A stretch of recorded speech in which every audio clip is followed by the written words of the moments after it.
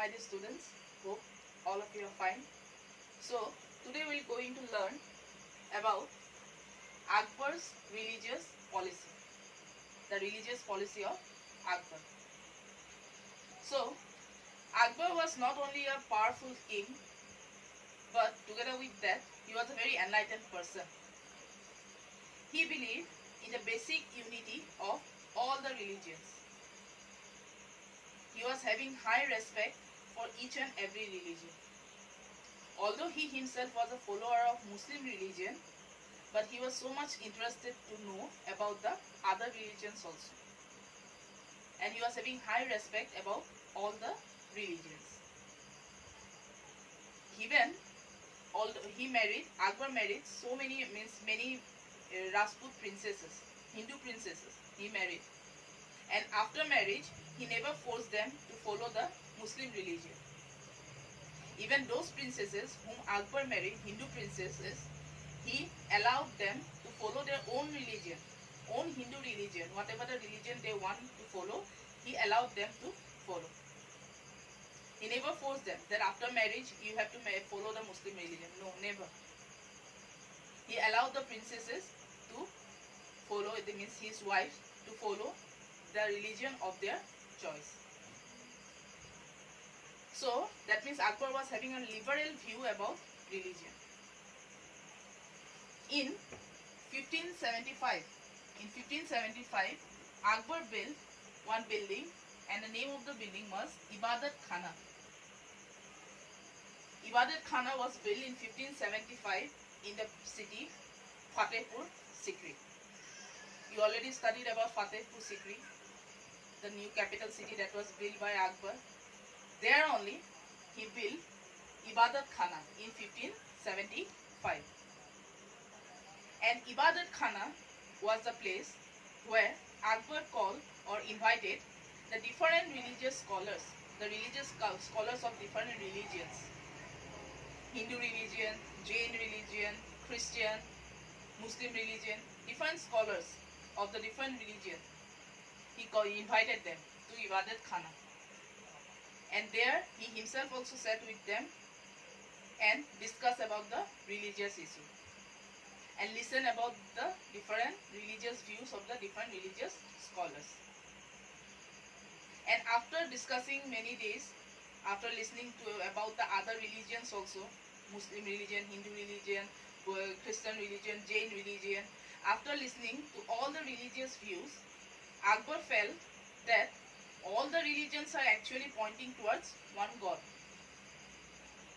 All the religions are basically same only. Then one idea came into the mind of Akbar, then that why it is not possible, why it was not possible for people to follow, to live in peace. Then why people are fighting in the name of religion?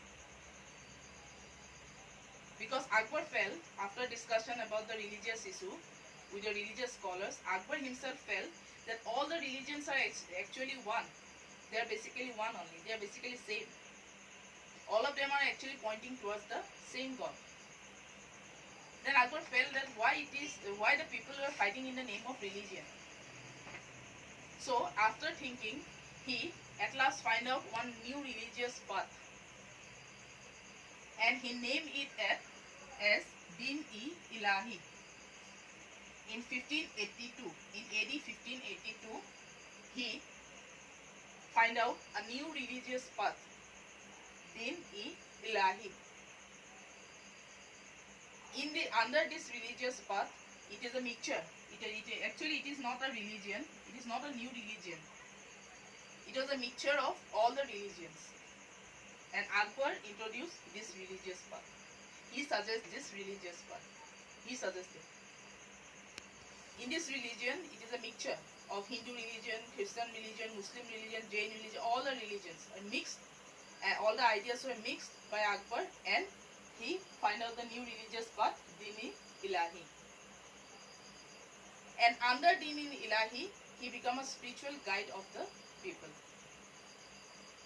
But although at that time he was the supreme king, means he was the supreme lord of India, he was the main king, he was the emperor of India, but still he never forced the people This was Dini Ilahi was introduced by him only. He was the king. He was having the power.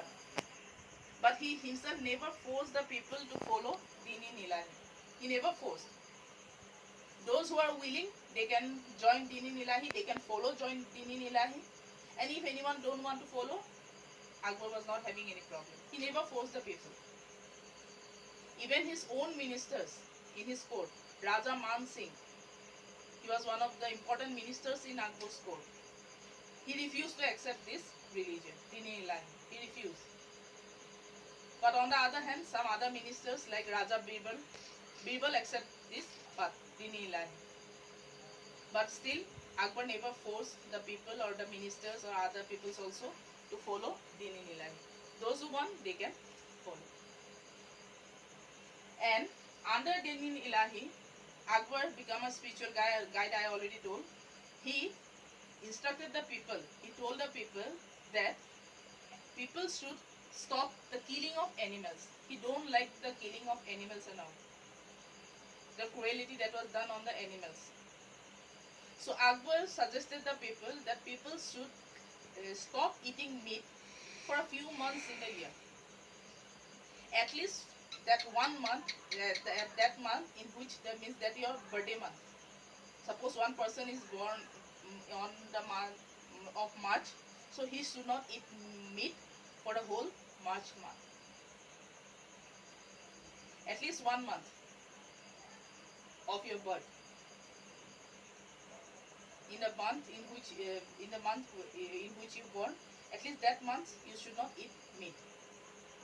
Or if possible, you should not eat. It is better to not eat meat, because in the name of eating only for the meat and all, animals most of the time were killed. Akbar himself gave up eating meat. He himself stopped eating meat. Together with that, Akbar stopped the Hindu some practices were social evil practices were there, like sati, child marriage. Akbar stopped them. Together with that, Akbar was totally opposed against the cruel punishment like mutilation of the limbs, that means cutting one hand, then cutting one leg of the criminal. No, Akbar don't like that kind of punishment. Then Akbar also, under Dini Ilahi, Akbar in this religious path, Akbar also introduced the worship of sun, then fire and the light in Dini Ilahi, the worship. So this is about the religious policy or the religious path and the religious belief of Akbar, Dini Ilahi. So at last, my dear students, you studied about Akbar. So at last Akbar died in the year 1605. He died in AD 1605 after ruling almost 50 years in India. And he was one of the greatest greatest kings of Mughal, famous king of Mughal Empire, or the greatest king of the Mughal Empire. Even he was also compared with the great Ashoka because of his religious policy, then his outlook, his feelings, and because of different reasons, he was also compared with the great Ashoka. He was not only having a good administrative system, together with that, he is also having, although he was an illiterate person, he was always encouraged in reading books, literature, writing poems and all. That's why Akbar is considered as the greatest king of Mughal Empire. And his Akbar's period was considered as a glorious period in the history of medieval India. Okay, my dear students, so this is about Akbar. Next, we'll start with Shah Jahan. We'll study about Shah Jahan. Thank you.